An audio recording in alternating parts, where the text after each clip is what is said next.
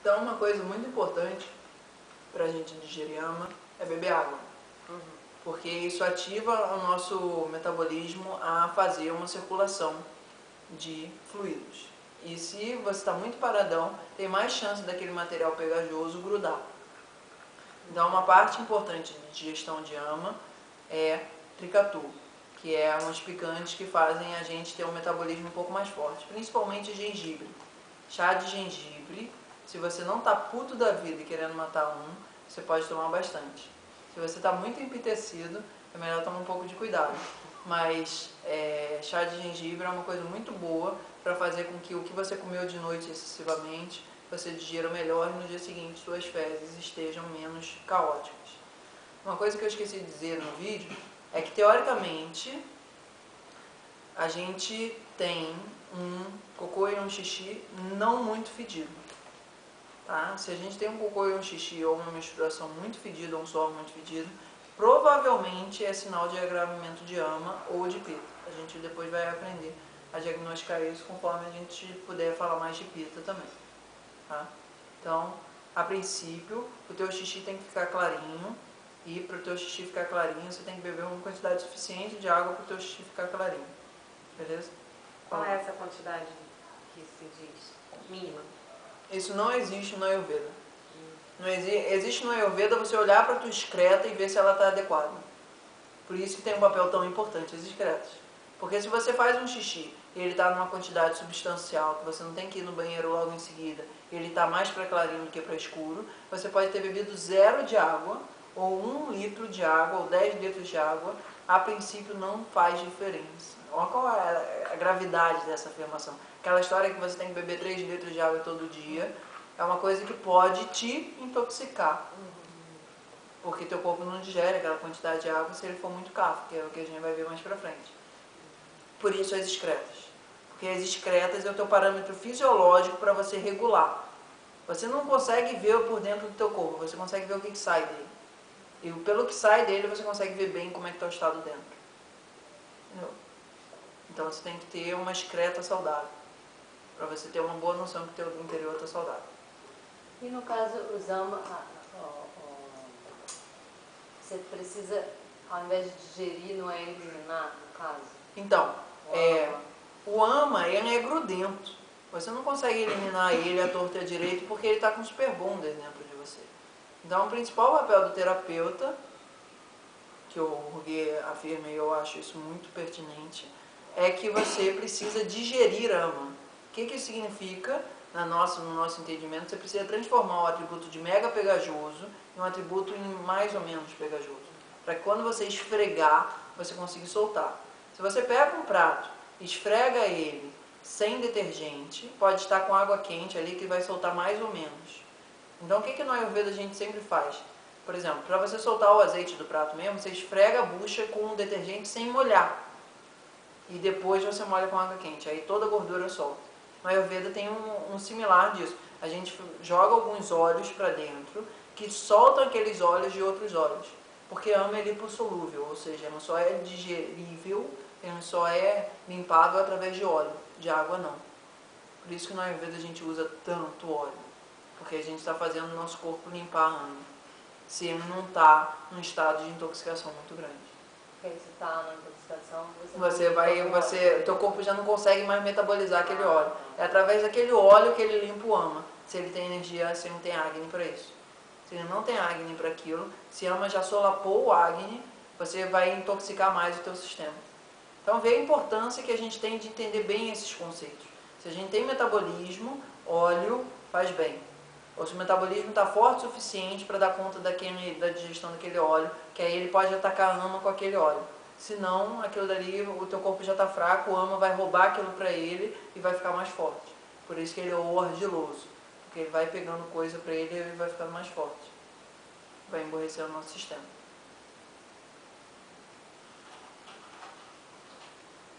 Pode perguntar agora? Então, eu tenho uma questão que comigo acontece, todo o meu primeiro dia de menstruação eu tenho muita cólica. E eu já ouvi falar, só não consigo observar muito, que a cólica está muito relacionada a coágulos, que não são eliminados de maneira fácil. Então, por conta disso, os coágulos tem uma dificuldade de passar, né, e dói muito, né. E eu queria saber, assim, em relação a essas substâncias, né, ao AMA, né, no caso, não entendi muito bem a questão, se ele está em todas essas excretas, o que eu poderia fazer para isso se minimizar, né, ou Então, até mesmo acabar? No Ayurveda não existe, assim, per se cólica. Existe uma cólica que é assim assado, assim assado, assim assado. Ou seja, se a sua cólica é uma cólica que você sente que ela te dá umas pontadas e ela te dá uma sensação de que às vezes as coisas param, é uma coisa. Se ela é uma cólica que te dá uma sensação de calor muito grande, é uma outra coisa. Se ela é uma cólica que te dá uma sensação de inchaço muito grande, é outra coisa.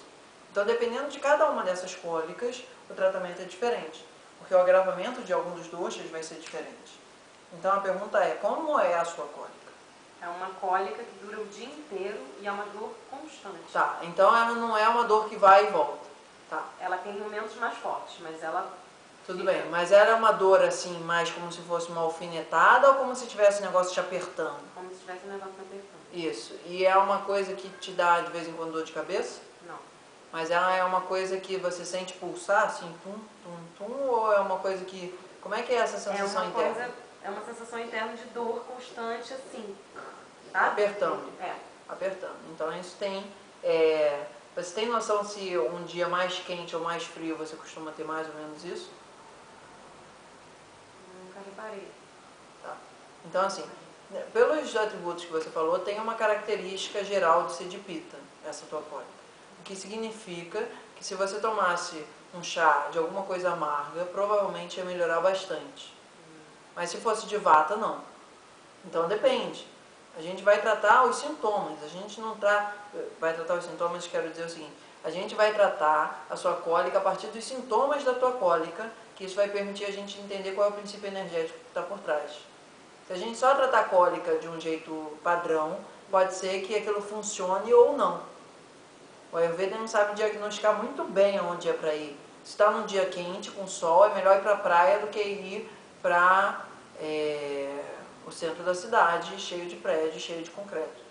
Mas assim, o dia está muito quente. Você precisa saber que o dia está muito quente ou o dia está muito frio. Porque se o dia estiver muito frio, ir para a praia não vai ser a melhor opção.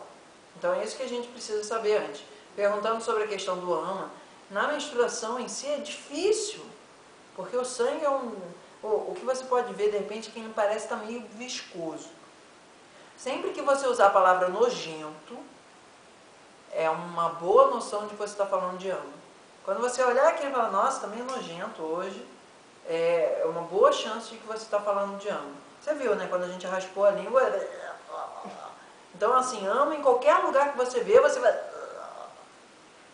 Tá. E assim, por exemplo, o ideal então da menstruação seria que o fluxo tivesse uma consistência como sangue mesmo, se você vai doar sangue, alguma coisa assim. Depende da pessoa, mas a ideia é, todo o processo fisiológico, no início você começa bem e no final você termina um pouco melhor no Ayurveda. Essa é a ideia. Se aconteceu isso, você fez um bom processo fisiológico X qualquer bem. Então qual é a ideia de uma boa menstruação no Ayurveda? Independente da tua constituição. Você tem quase nenhuma cólica. Se for um negócio assim muito, que nem tipo, você solta um pum de vez em quando, mas aquilo dali não chega a ser uma grande questão na tua vida. E você sente o fluxo saindo regular, estável, e no final você percebe que teu corpo está mais saudável. Agora, para isso, a gente vai ver isso depois, existe toda uma rotina no Ayurveda para o período menstrual, que é completamente diferente do que a cultura ocidental atualmente preconiza. Para o Ayurveda, você está, de alguma forma, durante 3 a 7 dias, fazendo um processo de evacuação.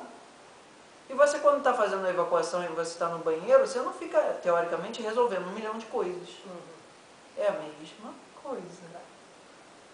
Folga, então. Não é que você devia ter folga, mas qualquer trabalho exaustivo no Ayurveda durante o processo de menstruação é um processo que você está deslocando o teu apana para outra situação. Você está deslocando a tua capacidade de purgação para outras coisas. Por isso a gente tem menopausa.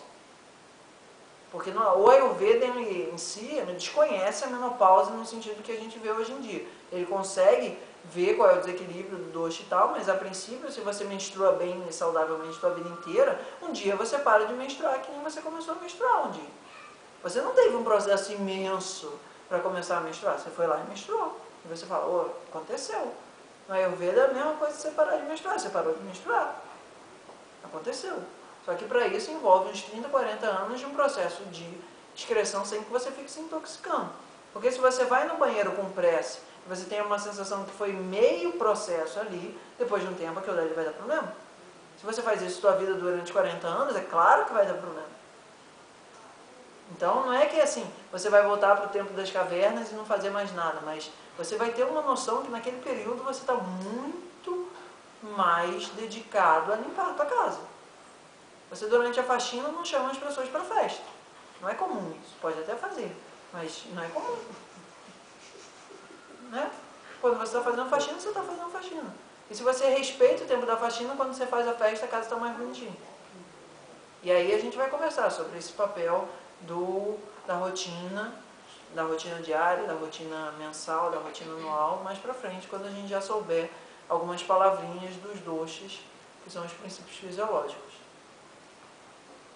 Vamos lá. Muito grata.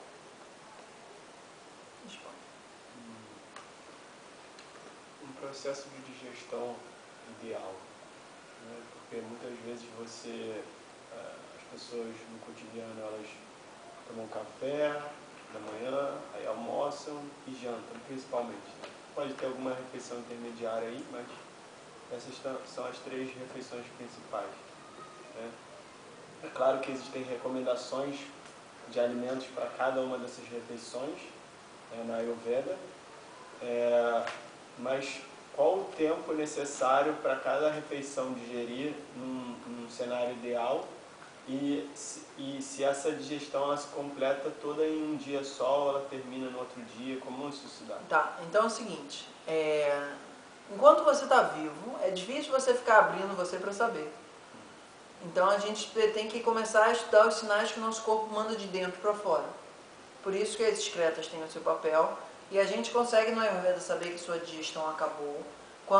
Se você perceber, durante o dia você dá leves arrotos. Se você deu um leve arroto e você ainda sentiu o gosto daquela refeição, você pode ter certeza absoluta que você ainda não terminou o processo de digestão daquela comida.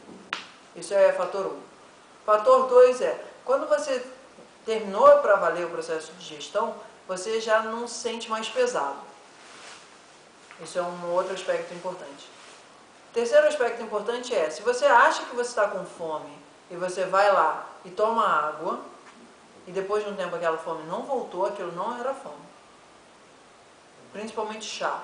Chá é mais evidente, porque muitas vezes o que a gente chama de fome, principalmente de noite, é necessidade de calor interno. Então, a gente sentir um abrigo. Então, o Ayurveda dá uma importância assim enorme aos chás. Daí aquele monte de tubinho que tem, com chá disso, chá daquilo, chá para isso, chá para aquilo outro e tal. Então, como é que você sabe que uma pessoa, e aí qualquer pessoa, pode comer novamente? Ela teve um processo onde não tem nenhum mais gosto de refluxo, assim, de arroto com o gosto da comida anterior. Você se sente mais leve, parece que tem um certo espaço dentro de você, isso mesmo. E você não está só com aquela vontade de comer que você, bebendo água ou tomando um chá, aquilo dali some. Tá? Então, fome no Ayurveda é um negócio muito bem definido. Fome é inespecífico e persistente. E te irrita, de alguma maneira. Nos pitas irrita muito mais. Mas aquilo dali não te deixa focar a tua concentração decentemente em alguma coisa durante um período grande de tempo. Não é 2 minutos, é tipo meia hora, durante meia hora, teu sistema fisiológico vai estar voltado para aquilo. Se não botar comida, ele vai começar a pegar a comida em outro canto, não sei o que, e a sensação de fome vai desaparecer um pouco. Mas basta ter um cheiro forte de novo na tua frente, de comida, que teu metabolismo vai falar, vai lá, come. Então, isso é um aspecto geral. Outro aspecto geral importante na hora de dormir, que você ficar na horizontal, você tem que estar com o teu estômago mais ou menos limpo. Como é que eu costumo dizer isso para as pessoas? Você está com o teu estômago limpo agora? Não? Então pensa na possibilidade de dar uma cambalhota aí. O que você sentiu no teu estômago? Remexeu. Remexeu. Então isso é um termômetro legal. Se você acha que está com fome, pensa na possibilidade de dar uma cambalhota. Se essa possibilidade de cambalhota fizer alguma coisa dentro de você, significa que tem que comer no teu estômago ou ali no teu intestino. De uma maneira que ele ainda não está querendo ir para aquilo. Então eu costumo dizer para as pessoas, para você ayurvedicamente ir para a cama, entre você ir para a cama e a cama tem uma ideia de uma cambalhota. A ideia da cambalhota é importante. Porque se ela não cabe ali, significa que você ainda está digerindo, você não vai estar dormindo. Você vai estar fingindo que está descansando e teu processo metabólico lá na horizontal. E a gente vai ver essa palavra também, sua mão não funciona tão bem, aí ele vai ficar meio que perdido e vai tirar ela. Então comeu meia-noite, fez uma coisa assim bem anti-ayurvédica, beleza. Fica acordado até as 2. É melhor do que você ir dormir. De fato é melhor do que você ir dormir. Sai e dá uma passeada no quarteirão, faz alguma coisa que ative o teu processo metabólico. Isso você vai dormir menos, mas vai descansar mais. E aí com o tempo você para de comer nesse horário, sempre que possível. E é 2 horas mais ou menos? Depende muito. Depende da quantidade que você Mas come. essa tipo hora de é comida. pita também, né? É, mas esse horário Esse pita, a gente vai ver isso depois. Teu processo metabólico está aqui, e não aqui. Esse horário pita é para você digerir as experiências do teu dia. Você tem até fome. Entre 10 e 2, né? É, entre 10 e 2, a gente vai ver isso depois. Mas esse horário você não tem a mesma capacidade de gestão física que nem você tem no meio-dia, 2 da tarde. Respondi? E as outras coisas, tipo meleca, cera de ouvido, caspa? Então, todas essas coisas são excretas, mas a gente vai ver que eles são upadatos, que eles são um resíduo da formação de um tecido.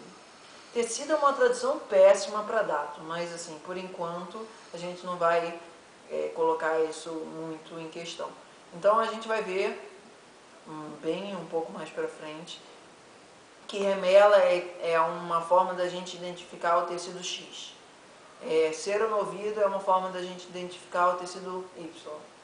Aí lágrima é uma forma da gente, cabelo, todos isso são subprodutos do processo metabólico de algum sistema de suporte. Sistema de suporte é uma tradução melhor para dados. Tecido é uma tradução muito restritiva. E esperma? Esperma é o final do nosso processo metabólico, antes de ele virar sistema imunológico. Esperma é Shukra, é o 7º sistema de suporte, que normalmente a gente chama de reprodutivo. Mas aí envolve um monte de coisa, vamos com calma. Porque senão vai um monte de informação que vai virar alma aí dentro. Não, e voltando lá no raspador de rio, primeiro, aonde que a gente pode achar um desse tipo? Então, eu vendo um desse que é da Lota. Ele não é de cobre assim, ele é de plástico. Chiquinho, pega lá na gaveta, tem em algum canto das nossas gavetas um raspador de rio. Cobre é indiano, né? Cobre é indiano. Mas esse de inox é muito bom. Tá? Porque a importância é que o inox ele tem uma capacidade de raspar muito maior do que o plástico. Todo mundo, às vezes, eu falo, tem de plástico. Mas de plástico que pena, não funciona. E o benefício disso, isso tem que ser feito todos os dias. Então aqui, ó. Esse daqui é como ele é, de uma maneira... essa Lota é o mesmo que faz o... Vocês acharam hardcore o que eu fiz hoje de raspar língua, vocês vão ver quando eu fizer o Lota. Nossa, vocês vão se rolar de rir. Mas o normal, o outro faz. Aquele da língua? Eu acho mais tranquilo. Do que raspar a língua? Muito. Então espera. Bom, mas só uma coisa, então, quanto que tá? Esse daí normalmente eu vendo por 25, tá? E ele dura forever, desde que você não bater e perca ele por aí. Sim, e agora é melhor fazer de manhã. Qual é o melhor momento Então, para fazer? Teoricamente tem gente no Ayurveda que diz que é para você fazer isso a cada refeição. Eu acho isso um certo exagero. Cara, Eu acho isso um exagero, porque isso pode ferir a língua. Tá? Isso é abrasivo, não é? Eu não acho legal fazer a cada refeição. Uma vez por dia, de manhã, antes de comer qualquer coisa, é o ideal. E logo em seguida tomar uma água morna, se for o caso. Então isso já vai começar, assim, nossa rotina ayurvédica está começando. raspar a língua, ir no banheiro, evacuar, tomar água morna se não está evacuando ainda, fazer xixi, tomar banho morno daqui para baixo, para suar. Hoje a gente não falou tanto do suor, depois a gente fala um pouco mais do suor. Quando a gente tiver na parte das terapias, a gente vai falar um pouco sobre o suor. E depois tomar banho frio e molhar a cabeça. Tá? Frio, fresco. A Ayurveda tem uma regra importante que é geral para todo mundo. Cuca fresca, umbigo fofinho e pé aquecido. Isso é válido para todo mundo. Fofinho significa que teu intestino grosso tá legal. Se teu intestino grosso tá legal, você aperta aqui e é molinho. Se não, você aperta aqui E o pé quentinho. e o pé Tem quentinho. marombeiro tanquinho. Não, mas uma coisa é você ter um tecido muscular forte, outra coisa é você ter o teu intestino preso e isso enrijecido. É um ponto só. Então sempre quando a gente faz atendimento de massoterapia no Ayurveda, independente da pessoa, da constituição, a gente checa o intestino. Porque ele é uma boa proxy do nosso apana, que é a nossa capacidade de excreção geral. Então, o intestino ele é um termômetro, de alguma forma, de como está a nossa capacidade inteira do sistema de excretar. E quando você limpa com esse limpador de língua, o que você está, além de tirar... A gente vai ver mais pra frente que isso permite que o nosso sensor funcione muito melhor. Quando o nosso sensor funciona muito melhor, que é a língua, a gente tem uma capacidade muito menor de se intoxicar. Então, isso ajuda muito a emagrecer. Isso ajuda muito a comer menos coisas emborrecedoras. Um Doritos com uma língua raspada tem menos gosto bom do que um Doritos com uma língua cheia de ama. Porque é o ama dentro de você que faz você gostar daquilo. Isso é uma informação meio bombástica. Vai vender loucamente aí depois dessa informação. Raspar a língua emagrece, tem que fazer essa propaganda. Na verdade, raspar a língua deixa você mais inteligente. E você mais inteligente, dificilmente, porque a gente vai ver um pouco mais pra frente que todo o processo de desequilíbrio parte de um atentado contra o seu discernimento, Pragyaparata. Tudo no Ayurveda começa a ser um problema quando o seu discernimento sofre um atentado. Então não precisa de nenhum terrorista por aí por fora, basta você ter um atentado contra o seu discernimento. Daí a importância da meditação e daí a importância de outras conversas. Mas, por enquanto, a gente vai entender que a língua raspada deixa o nosso sistema, nossa antena, captando melhor. Você conhece, porque uma vez eu fiz isso, achei incrível, mas não fiz mais, de ficar bochechando 20 minutos com óleo de girassol? Isso pode ser feito. É uma forma também, né? Isso faz parte de uma rotina de hidratação. Não necessariamente com de girassol, pode ser de gergelim ou de coco, dependendo do... Mas todos os óleos, eles têm um papel antifungicida e antibactericida bem grande. Então quando você está fazendo isso, você está fazendo uma higiene bucal incrível. Incrível. Por quê? Porque você está digerindo amo. Entendeu? Ele é absoluto. Então tem algumas coisas que só óleo tira. Você pode esfregar com sabão o que quiser, que às vezes aquilo dali não vai soltar amo. Você precisa ser lipossolúvel, e daí a importância do Panchakarma, que a gente vai conversar algum dia mais especificamente. Mas o Panchakarma é um processo que a gente consegue digerir ama até no teu nível celular, e mais que isso, no teu nível mental também. Mas aí já por enquanto, porque a gente já conversou, isso é um papo muito assim, viajandão. Vamos com calma. Quando a gente chegar lá vai estar todo mundo, realmente, mas por enquanto ainda tem algumas quartas-feiras aí a caminho. Então, o suor, pode falar um pouquinho do suor? Já que Então, o suor ele tem uma importância muito grande no nosso sistema, porque além dele ter esse papel metabólico, de ter a capacidade de fazer a regulação de homeostase, ele é uma capacidade muito importante da gente ver como é que está a transição. Eu falei aqui que tem a urina para os tecidos mais profundos e as fezes para o tecido mais superficial, né? O que a gente normalmente chama de plasma e sangue. Grosso modo, estou traduzindo assim.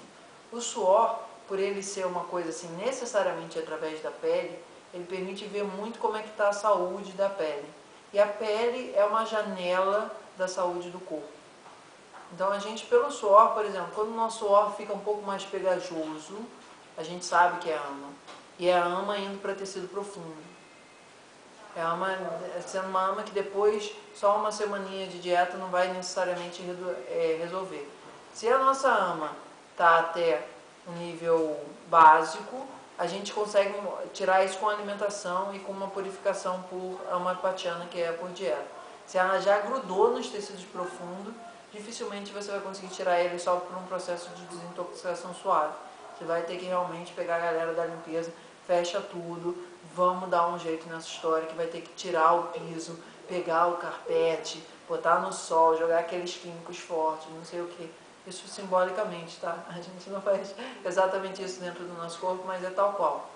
Então o suor ele tem uma capacidade muito grande de purificar o nosso sistema, porque ele pega aquelas toxinas que estão mais ou menos ali correndo o risco de afundar no nosso sistema e joga para fora.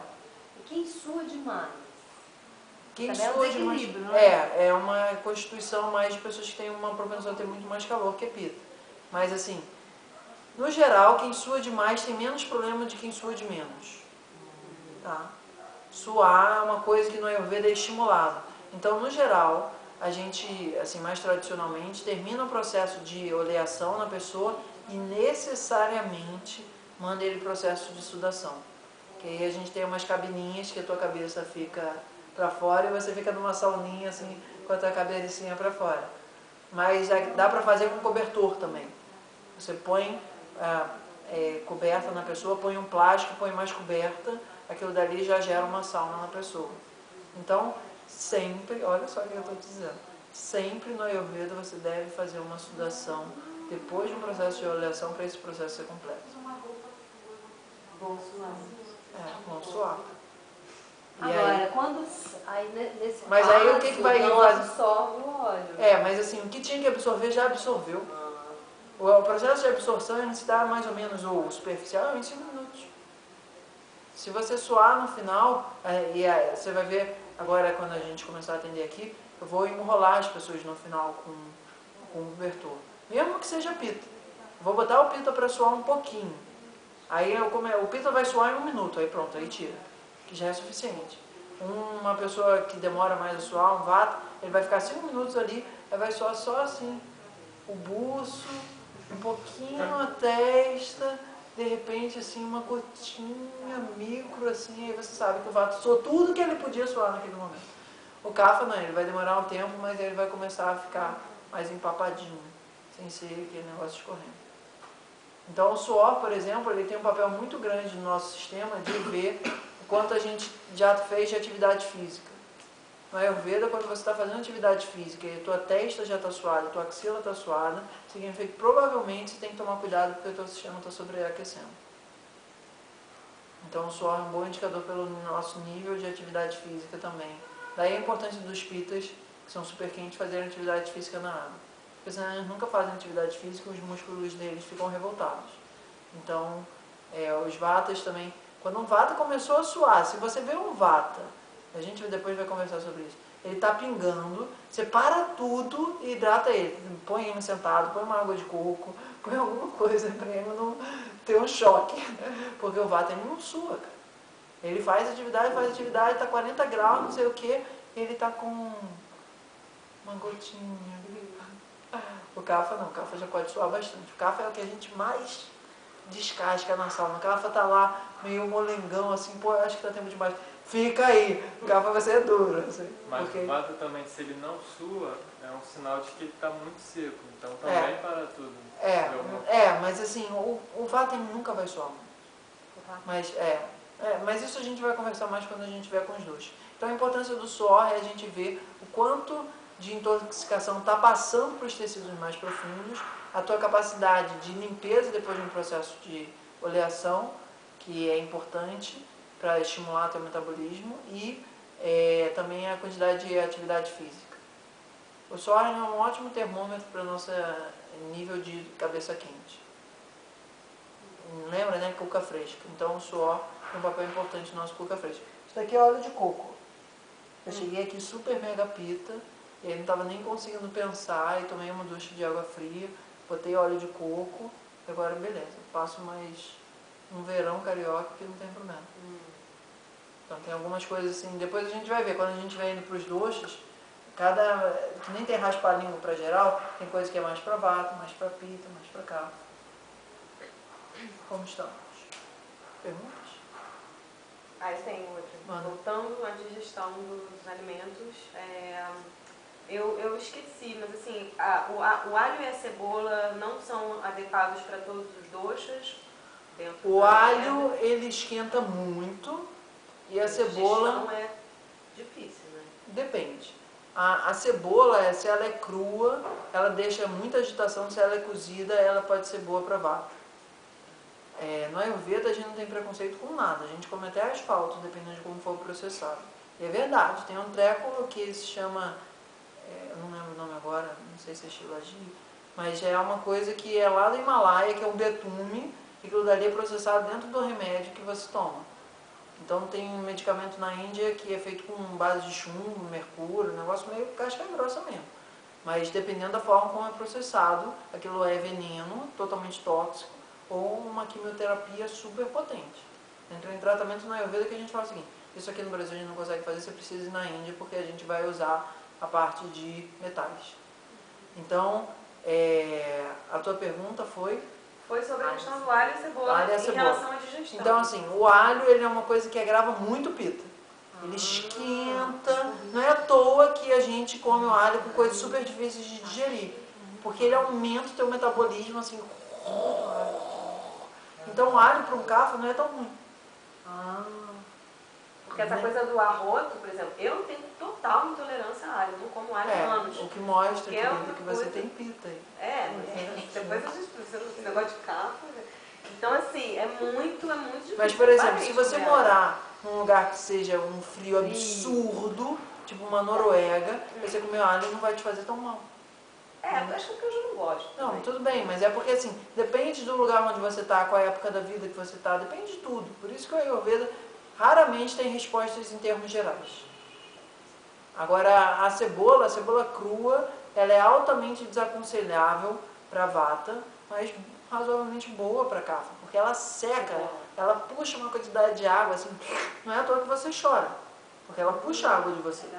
E para você cortar a cebola sem chorar, você pega a cebola, joga ela na água e fica cortando ela na água. Você não chora nada. Então bota o óculos de mergulho. Mas mais ou menos. Isso tem uma eficiência, sim. Mas, assim, me puxa. Mesmo assim, passa um pouco. O plástico é um pouco poroso, mas protege daquele jatão. Mas a melhor forma de cortar a cebola é, você molha ela, aí corta ela, uma parte você deixa na água, outra você só vai molhando a faca. Não chora.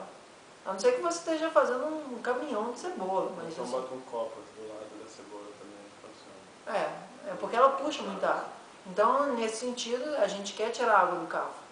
Então, muco, você pode tomar água de cebola. Você deixa a cebola lá e depois fica tomando uma colherzinha de Morna? água. Pode ser morna. Nabo também, né? Oi? Nabo. Pode ser, não Já sei. fiz esse Mas sistema. aí você vai tomando um pouquinho, assim, sempre que você começa a sentir alguma coriza, vai lá, toma um gole de água de cebola. Você vai ficar com o hálito lindo e com o teu sistema sem muco. E essa história, então, que o alho e a cebola tenderiam a baixar o prana, não Aí, assim, o que é tamas? A gente vai só dar uma pincelada nisso, depois a gente vai conversar mais sobre isso. Tamas é aquilo que te deixa letárgico. Dependendo da quantidade, da constituição que você tiver, aquilo dali vai te deixar bem tamásico. Se você for um kapha e comer um negócio, uma cebola cozida, nossa, aquilo dali vai fazer bum em você. Mas se você for um kapha, um vata, e comer uma cebola cozida, aquilo dali não vai ter um efeito parecido no teu sistema fisiológico. Mas assim, grosso modo, são sistemas que têm um nível de toxicidade dentro do teu sistema. Tem alguns alimentos, por exemplo, pimentão, batata inglesa, berinjela, alho, cebola, que elas são coisas que têm uma quantidade muito grande de nitrogênio. Em inglês é nightshades, e em português são solanáceas, que são coisas tóxicas. Depois de um tempo, a gente mil tempos comendo aquilo, a gente vai pegando as cepas menos tóxicas e consegue comer um negócio um pouco tóxico, que nem feijão. Feijão é tóxico. Se você não cozinhar ele, come feijão cru pra você ver o que Até acontece. cozido, eu não como. Então, assim, Tem coisas que... o que o Ayurveda faz? Ele transforma algumas coisas que são tóxicas em você em não tóxicas. Isso vai desde o chumbo ao feijão. Então, eu recentemente estava escutando um podcast do cara falando do porquê essa história de alho, cebola e cogumelo ser tamásico. Eu não chequei ainda essa história, mas ele dizia que o pessoal que era nativo do sul da Índia comia restos de carne humana junto com esses alimentos. Então ele dizia que esse histórico de ser tamásico estava um pouco relacionado a isso. Mas eu acho estranho que uma população tipo Coreia, que come alho loucamente, todo mundo seja tamásico. Então isso depende também o quanto você está acostumado a comer aquilo. Então depende. Mais importante do que você come é o estado que você termina a tua refeição. Você pode comer a tua refeição mais sátua do mundo, que é assim, de se sentir bem, não sei o quê. E se você se sentiu mal, e se você se sentiu pesado, e você se sentiu desgostoso, e você se sentiu amargurado, aquela refeição foi tamásica. Muito mais importante, em termos iógicos, do que você come, é a observação da influência de cada coisa que você processa dentro de você. Pode ser essa conversa. Essa conversa pode ser satírica, tamásica, rajásica. Então, assim, só para dar um parâmetro, uma atividade tamásica é aquela que você começa mal e termina mal. Uma atividade rajásica é aquela que você começa bem e termina mal. Uma atividade sática é aquela que você termina melhor do que você começou. Isso é muito mais importante em termos iógicos. E aí você vai vendo, porra, sempre que eu como cogumelo, eu me sinto mal no final da refeição. Então, para você, cogumelo pode ser tamásico. Mas para outra pessoa que as gerações imensas sempre comeu cogumelo e conviveu com aquilo, carne de foca que seja, aquilo dali não necessariamente é tamásico. Entendeu? Você vai falar para um cara que vive no Polo Norte que não pode comer carne? Como? É impossível. É impossível, numa boa, é impossível. Então, assim, depende muito da cultura que você está, depende muito da estrutura genética que você tem, que ao longo de gerações e gerações as pessoas estavam comendo aquilo. Então, a capacidade de metabolizar aquilo é muito mais importante. O estado rajásico, ele te deixa agitado. O estado tamásico te deixa mais com ama. O estado satívico te deixa com menos ama. E ama e prana não convivem. Então, se você fica com mais ama, você ficou menos sático. Isso é a proposta dentro do yoga, é você ficar cada vez menos obstruído. Que cada vez menos obstruído você é o universo. Yoga, que é mais ou menos isso, é união. Mas união de quê? União de tudo. Você se sente tudo. Se você está em uma sensação de se sentir tudo, é o que a gente chama de iluminação. Ou seja, moksha, tantos faz. Mas a proposta de um trabalho yógico é nesse sentido. Para isso você tem que ter menos ama. E para você ter menos ama, você tem que ter um grau de consciência enorme em tudo que você faz. Seja ficar sentado aqui conversando, a andar na rua, a fazer prática espiritual, a comer numa churrascaria. Dalai Lama come carne de vez em quando. E é isso. Deixa de ser espiritual? Não sei, acho que não. É muito pior você comer uma refeição orgânica, vegetariana, não sei o que, discutindo com a pessoa na tua frente. Ou que o cozinheiro fez com raiva. Ou que o cozinheiro fez com raiva, ou que a pessoa plantou com raiva, ou que a pessoa que transportou aquilo, ou a pessoa que passou do teu lado, tudo isso influencia. Não é só o cozinheiro, tudo influencia. E aí a importância de você estar centrado. Quanto mais centrado você está, menos aquilo dali vai te impactar de uma maneira porradona. Se você está muito suscetível, os astros passando a comida na tua frente, vai fazer uma revolução no teu sistema. Então, só para, eu acho que a gente concluir um pouco essa parte, tem um cara que eu gosto bastante, que é o Svoboda, ele fala o seguinte, o meu professor, ele falava o seguinte, sempre come em casa, mas uma vez por semana, a cada 15 dias, vai num restaurante popular e come lá. Popular no sentido assim, de que tem bastante pessoa que você conhece indo lá. No nosso caso, por exemplo, seria aquele de Botafogo, aquele Vitória Grande. Aquilo dali pra gente seria um restaurante popular.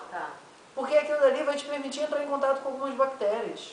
com alguns fungos. É importante, porque senão o teu sistema imunológico fica meio lá, muito assim, frufru, e não aprende a ficar esperto. A gente vive num mundo de germes. Claro. A gente viaja, né? Senão a gente não pode viajar mais. Então assim, de vez em quando... Mas aí você vai aos poucos calibrando. Teu podrão vai ser comer um milho na rua. Beleza. É de alguma maneira que está desafiando um pouco o teu sistema. A sair do estado assim muito... protegido.